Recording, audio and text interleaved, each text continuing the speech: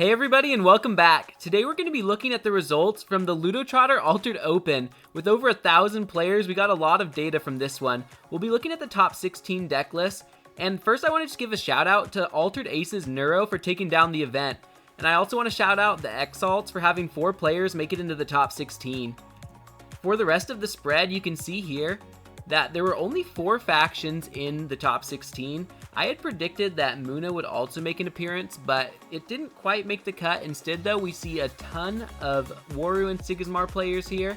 62% of the top 16 was Ortis players. Followed up by next, actually, is Ysmir with 19%. So a pretty good showing, honestly, for purple. Next up, we've got Lyra. We've got 13%. So pretty good as well. And then one deck for Axiom making it in, getting 6% representation. So honestly, not too bad for a first event. It is very heavily weighted towards Ortis, but there's a pretty good spread, and there's even more representation when we look at the actual deck list. So now breaking that down, we see here that half of the heroes are Waru and Mac, but we've got several other heroes as well. You've also got Sigismar for Ortis, and then you've got multiple Fens, Afanis, and one Lindiwe making it into the top 16, as well as a Traced. So yeah, I feel like definitely an upset there with the Lindiwe. We'll take a peek at that list in a little bit, and you'll see maybe why it was able to do so well. Yeah, this is pretty much spot on to what I predicted, except for the Lindiwe swapped places with Tasia.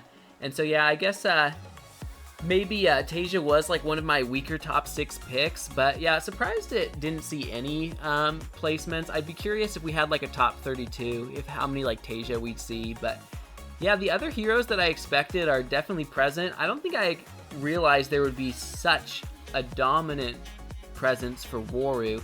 Yeah, 8 slots, taking up half of it is really good and winning the event as well. I didn't get perfect figures for what the representation of the heroes was in the Swiss rounds, but from what I heard, it sounded like potentially Fen was maybe around like the 3rd most used and Waru was the 4th most. So yeah, some of these well-performing heroes weren't necessarily the most used, so they have pretty good conversion rates. I do think Sigismar was probably like 1st or 2nd, and yeah, this is all kind of just based off of like people's gut feelings and impressions, but yeah, when that data comes out, maybe we'll have a better idea of the actual spread. I do think that Waru is a force to be reckoned with, and I think that with a 10-round Swiss, that's a long time that your deck has to be performing consistently. You had to pretty much get an X2 record. Well, you had to get an X1 record or better to be guaranteed a spot in the top 16, and most of the X2s didn't even make it. And so yeah, I think that Ortis, being naturally consistent, was able to perform really well here. And then some of the other heroes like Fen, maybe you'd have a lot of like X2 players and things, but yeah, with some of the randomness, it's going to be hard not to drop any games. This Lindiwe list though, let's jump into that and see how it was able to make it into the top cut. So here we see a kind of a breakdown of the list. I'll pull up the uniques on the next slide, so we will look a little closer into those. But yeah, just a lot of your normal cheap characters. You've got Studious Disciple, even running things like the Rare Tooth Fairy, so that you're going to have a lot of those 1-drops you can sacrifice for your different other cards. And so yeah, you've got like a pretty traditional list here. The big thing that I'm seeing missing from this list is Kawat is not in the list. And so yeah, that's definitely something that's pretty interesting to me. When we look at these unique jellyfish, you'll see that there's a lot of extra sacrifice potential that they bring to the table. And so yeah, potentially here, this player, I guess, was able to find a combination of Lindiwe that could work. I think that this list is very consistent. You have extra draw with Magical Training and Gift of Self, so it's going to help you draw into your unique cards often and your other powerful cards. Here we got the Baba Yaga as well, so yeah, just a ton of draw, recursion with Flamel, and actually with the Jellyfish too, which we'll peek at in a second. And so here it's kind of like not making a power play, but just instead making multiple plays in a turn. Going to be getting fair stats, especially with your Ma token, and Also, having a full suite of removal, which I'm sure was very helpful throughout the day. Almost more of like a controlling build. Instead of presenting as much of your own stats, you'll be using things like Boom, Off You Go, Beauty Sleep to really disrupt your opponent too. And so, yeah, especially like against Robin Hood and things, Boom can be really good to get rid of any of the bureaucrats and put them straight to the discard pile, unlike most other removal, which will just send it to the reserve. Pretty interesting list here, and yeah, not surprised, especially now peeking at these uniques, that this player was able to make it into the top 16. Here you see a lot of consistency. Almost looks like we're looking at 3 of the same cards. Even with the support abilities on the last 2 being identical, it's a very similar, yeah, I'm trying to like play a little bit of spot the difference right now. And yeah, these cards are very similar with just very minor differences. Oh yeah, the only difference, is the cost from the reserve and also the support ability. It has return a card versus return a spell from your reserve to your hand. So yeah, we've got some very minor differences here, which means that even though these cards are unique, when this player drew one of their jellyfish, it was always going to be doing their same thing, which is from hand or from hand and reserve, it will sacrifice itself. If you do, you may return a card from your reserve to your hand. This is a very powerful effect. For 1 cost, being able to get a free sacrifice means that you'll get 2/2/2 worth of stats out of your Maw token. So yeah, that's already above rate, but at the same time, you're going to be returning one of those really powerful spells or cards from your reserve to your hand. So you'll be able to dig deeper into your deck, returning something like a Magical Training. You could also use something like Beauty Sleep again or Off You Go. And if you have 2 copies of Jellyfish, you can actually cycle them, returning each other. And so you could just kind of go infinite playing these over and over and over and boost up your Maw token by +2 each time. So that could be really strong in the late game. If you're ahead by an expedition, you can just pretty much guarantee you'll win one side by getting all of the incredible stats for that Maw token. I really think that, yeah, this player did a great job of finding a unique that could really complement the deck and then seeking out 3 of them. I think that you'll see when we look at these lists, about half the players have, or maybe even a little less, but there are multiple players that have 3 very similar uniques, and then you have others that have like 3 completely different uniques. So it's kind of like 2 different ways to build an altered deck. But yeah, here we can see a lot of consistency, and it served this player well. Next up, we're looking at one of the Ortis top 16 decks.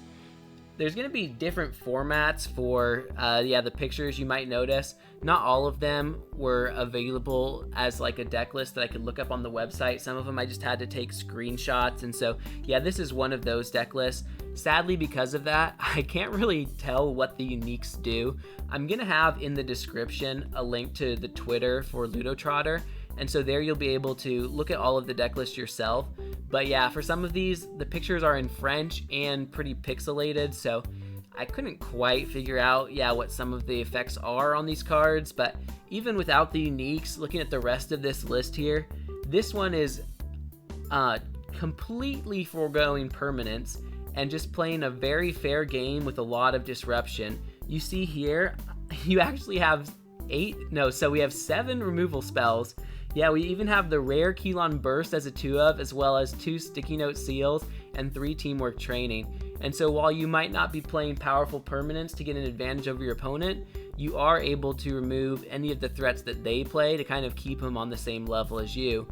And still having a lot of draw, a pretty good theme with a lot of these well-performing altered decks. We've got triple Ozma and triple Baba Yaga here. Even without the permanents, you still see 3 Mechanic, which I do think is correct, and you also have 3 Trooper, so we have a lot of overstatted 1-drops to kind of help us get 2 O's in the early days, and then you also have even more removal with Sandman, able to do a lot of things there. You can use that to sleep one of your own weaker characters to set up advantage for the next day with like a 3/3/3, essentially almost like a anchor character or something to bank advantage. And then you also have the unique Sandman, so I'm curious what that would do, but probably a similar effect. Some that I've seen even can sleep 2 things, which can be pretty strong to close the game. So yeah, pretty flexible card there, and even an Anubis as well. So I really like this list. You've got the sabotage and things as well. I feel like that this is probably the deck I would recommend to anyone who hasn't had a lot of time to prepare for a tournament. It has all of the tools to take down any deck, and it'll be pretty straightforward where you can just focus on the amount of stats in the expeditions and just play your couple of cards a turn. The ordering and things won't be quite as important. And so, yeah, I think that this deck is very well refined, and that, yeah, new players could definitely do really well with this, and experienced players alike. Even just the last couple things, love the Frog Prince here. It has really good stats. 303, if you play that in the right regions, it can be a powerhouse. So, yeah, I think that, yeah, this player was really able to figure out which cards, which of like their characters they could fit in the deck with the best stat ratios, and then just have all of the removal and draw. Worked really well for them, but that's not the only way to play this deck. Another Sigismar player in the top 16 here. They have all of the permanents. We've got Grand Endeavor and the Monolith and the Carrier. So yeah, a totally different take here. We even have one of the uniques. I'm sure that the engineer probably has some way to combo essentially with these permanents. Yeah, looking at it, I'm guessing it has the mechanics ability so that you can discard it from the reserve to make one of them cost one less. So having like 4 ways there to get your Grand Endeavor or your Monolith out a day early can be really strong. Those cards are already good on curve, but if you get them out 1 day earlier, it's very powerful. So yeah, I really like, honestly, actually too, looking at it now, yeah, I wouldn't be surprised if all 3 of these uniques have that support ability, because it's like kind of blurry and small for me, but yeah, it looks like there's probably 6 copies of cards in this deck that can let you play your permanents a day earlier. So here we actually see another player using their uniques to increase their deck's consistency. You'd think with one-of-a-kind cards that it would make it so that your matches throughout a tournament were less consistent, but yeah, here with essentially 6 now of that effect repeating in the deck, this player is able to get these permanents out early very consistently and not really sacrificing much else in the deck. You still have a lot of removal with Teamwork Training and Sticky Note Seals, and all of the sabotage there with the 3 spies, lots of the strong 1-drops again. So basically just having all of the good tools that Sigismar loves while also having this consistent and powerful permanent engine. Another cool splash there is the Kraken. That's pretty unexpected. I'm very surprised to see that making it into a top 16 deck list, and it wasn't even in Lindiwe, it is in Sigismar. I think that with the Carrier you can pull this off a little bit easier. Yeah, and I'd be curious how often that was able to win games, or if it just often went into the mana. But yeah, very impressed with this deck list. I also like how they have the Alchemists here and the Warriors. I think that they can be really good, especially if you're needing to hold on to combo pieces and hold on to your permanents in your opening hand. You might not want to play a 1-drop and a 2-drop on day 1. So unlike the previous list where there weren't as many 3-drops, here we're seeing, yeah, those 3-drops as well as more gatekeepers. And I think that is going to be a really good idea so that you can use those essentially to kind of preserve resources, and yeah, just do a 1-card opening play so that you can hold on to all of these important combo pieces, and then maybe on day 2 play one of your uniques or a mechanic or something, and yeah, get that in the reserve right before Grand Endeavor, or even just play like your Alchemist from the reserve and a Carrier out the same day so that you have a threat on either side. Yeah, I think that this is another very well refined deck list, and if you could find the uniques for it, definitely something fun to play around with. And even without the uniques, I'm sure that you could still have this be a pretty powerful deck to test out. Now we have Solution, a top 8 list. So yeah, breaking through to actually get 1 win now in the top 16. It is Traced, the only Axiom and the only Traced in the top 16. Looking at this list, I think that it's pretty similar to what I've been playing or what I've seen people play. There are only 2 Stargazer, but instead you'll be maxing out on Axiom Salvager and Dr. Frankenstein. So yeah, gonna have a lot of ways to get new resupplies and just kind of keep your resources chaining into each other. Yeah, looking at this list, it feels very strong to me. Choosing to have 3 Keylon Burst, I think that makes a lot of sense, especially with all the bureaucrats running around. And yeah, Haven Bastion, your only permanent. I feel pretty good about that too. In the past, I've run multiple permanents, but I have cut them all at this point, and I'm just running the 3 Bastions as well, because if you ever draw 2, you are going to need both of your slots for it, and with how much this deck can dig, that's going to be pretty frequent. You have the Athenas as well. If you get those 2 Bastions, you'll kind of have that infinite resources that she brings to the table. Looking at the uniques, we've got Gion here doing a little bit of an impersonation of Foundry Armorer, creating that Brass Bug token, but also being able to activate your Bravos Bastion to get another resupply, doing like an Imitation Chronicler, so pretty flexible and strong, unique there. Chronicler here too, not doing anything that crazy, but I think that it's basically just freeing up one of your rare slots so that you can still have this powerful support ability in your deck without really, sacrificing that much. Ouroboros Inkcaster on its own can get you a trace counter, which is very nice. So yeah, play this once from hand, once from reserve. Both times you'll be able to put a card from your hand in reserve and then immediately return one to your hand. So even if you just return the card that you put there, you'll still be able to get a trace counter both times. Yeah, feels pretty strong to me. Another top 8 deck list here, Skycrier, one of my Exalt teammates.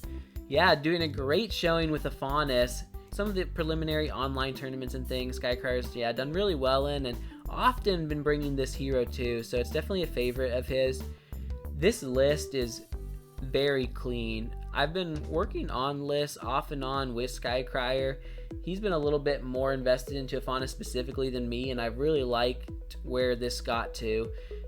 There's some of the cards that we used to play a lot of, Meditation Training specifically. That's been removed from the deck list. I was pretty surprised initially to see it, and his explanation is basically that this is now an aggro Aphanis, and some of those cards are maybe a little like win more if you're anchoring something powerful again with your Meditation Training. You were probably already in a good spot, but now you are opening yourself up to lose to removal.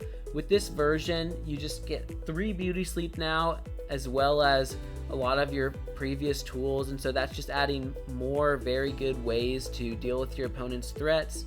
There's a ton of draw in here, and you also get to run the rare magical trainings, so you're going to be able to play those more easily from the reserve. The big standout here is going to be these Spindle Harvesters. Between them and the Sneezer Shrooms, you have 6 anchored characters. I think that one of the main reasons you want to run these right now is they're very good in the Waru matchup. Even if you can't play as many cards in a round, if you can start with one of these anchored characters out, it kind of like makes up for that Robin Hood effect and what it can do to limit you. So yeah, I feel like this is a very strong deck list.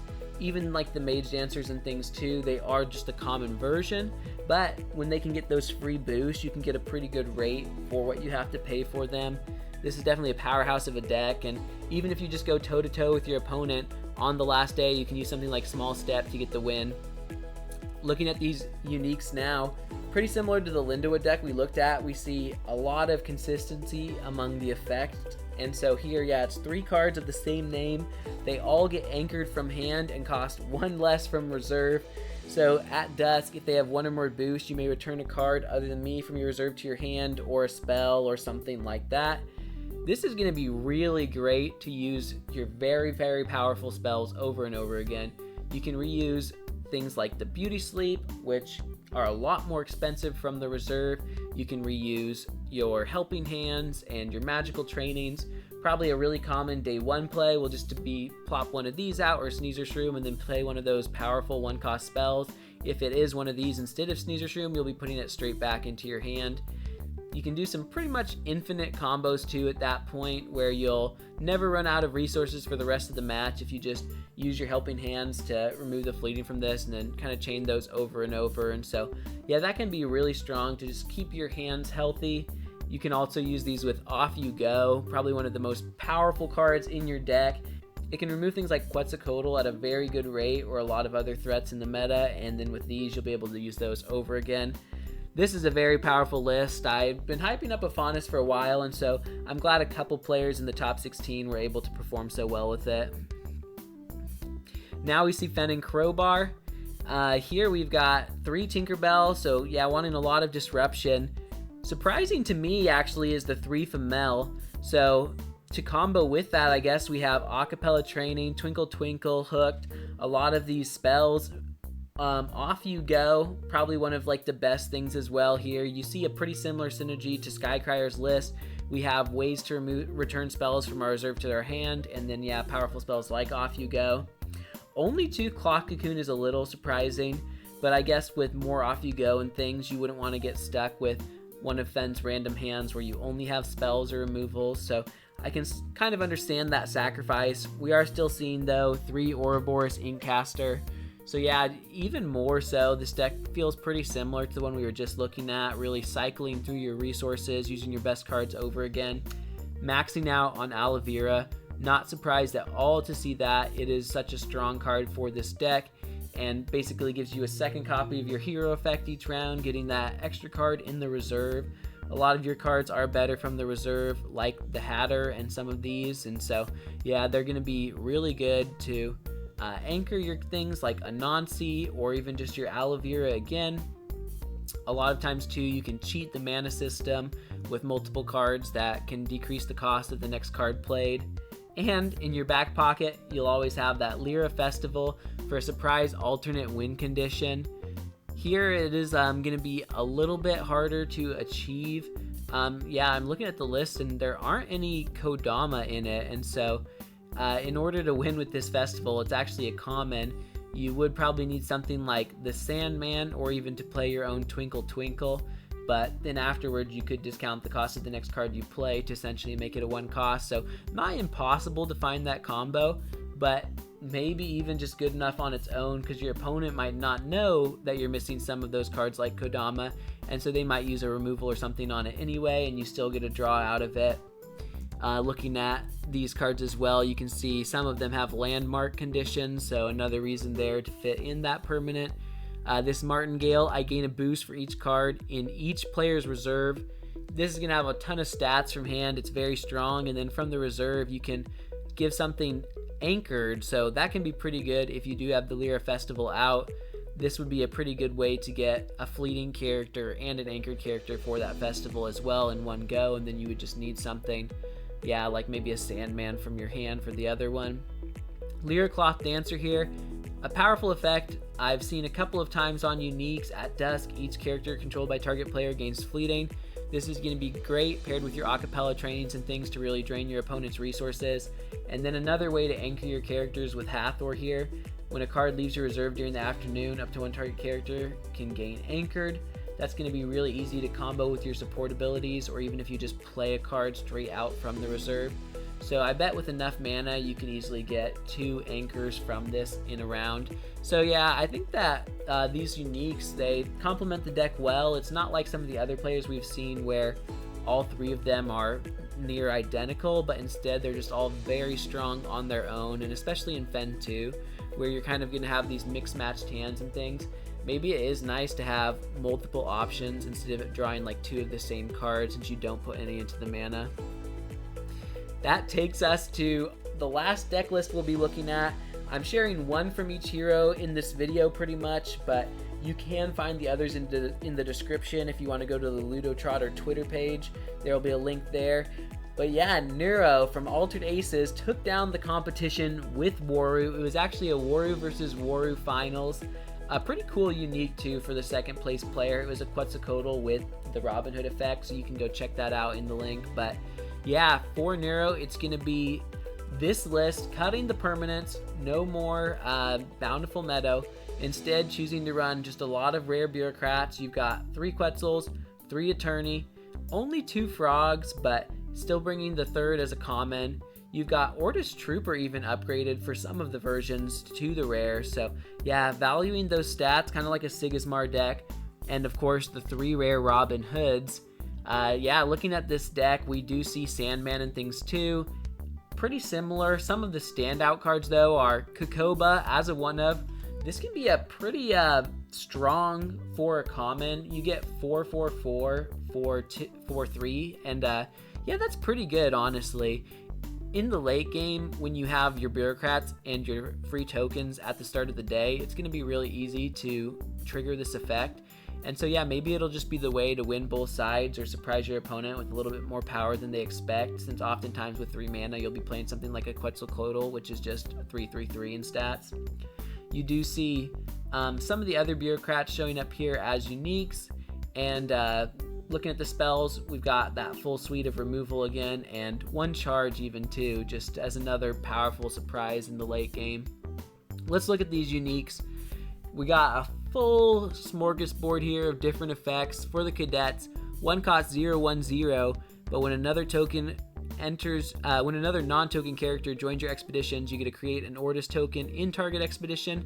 So this can be pretty strong. If you play this on day 1 and then sleep a bureaucrat afterwards, you can actually pressure both sides, which could be pretty good in the mirror, or even just set this up in the late game and get 2 or 3 tokens out of it, and you're getting a pretty great rate for a 1-drop or a 2-drop from the reserve.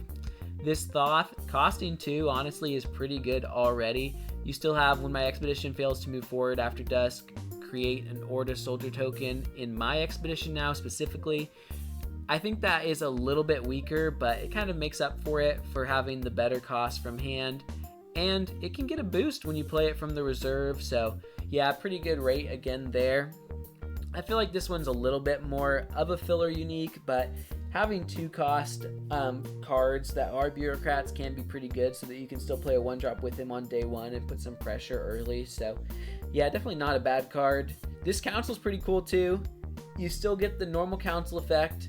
A lot of players don't have council anymore in their list, probably because it's not that great in the mirror match. You don't really have any effects that it blocks, and you're pretty much good with just like Quetzalcoatl and Robin Hood already. But I actually heard from one of my teammates that they lost to council by playing into it, and so yeah, I think it's just a nice surprise to have something like this that people aren't going to be as comfortable around. And then it also says when another character joins your expeditions, if you control a token, which you always will, I gain 1 boost. So this could get pretty big pretty quick, and yeah, definitely surprise people. It could help you 2-0 your opponents a lot easier, being able to have this basically hold down a whole expedition on its own. Pretty impressed with all of these lists, especially going through them now and just looking at some of the finer details. It really feels like these players have been able to refine their deck lists even in just the short month from the release leading up to this event. Makes me very excited for the next big event coming up. It's going to be the Grand Tournament in Phoenix, Arizona for Gamers Guild. A lot of prizing on the line. I'll be there. We'll see, will it be these same heroes taking down the event, or is something new going to rise up and take that top spot? You can still register now. Hope to see a lot of you there. If you like these recaps and some of these more analytical videos looking at like the meta and things, make sure to leave a like, and yeah, subscribe to my channel to see more. I really appreciate all of your guys' support. Make sure to let me know in the comments what type of content you want to see more. If you have any questions about these lists, feel free to throw them in the comments too. Let's get some discussions going, and yeah, I'll answer any questions there. I can't wait to see how the meta changes over the coming weeks, and thanks for watching.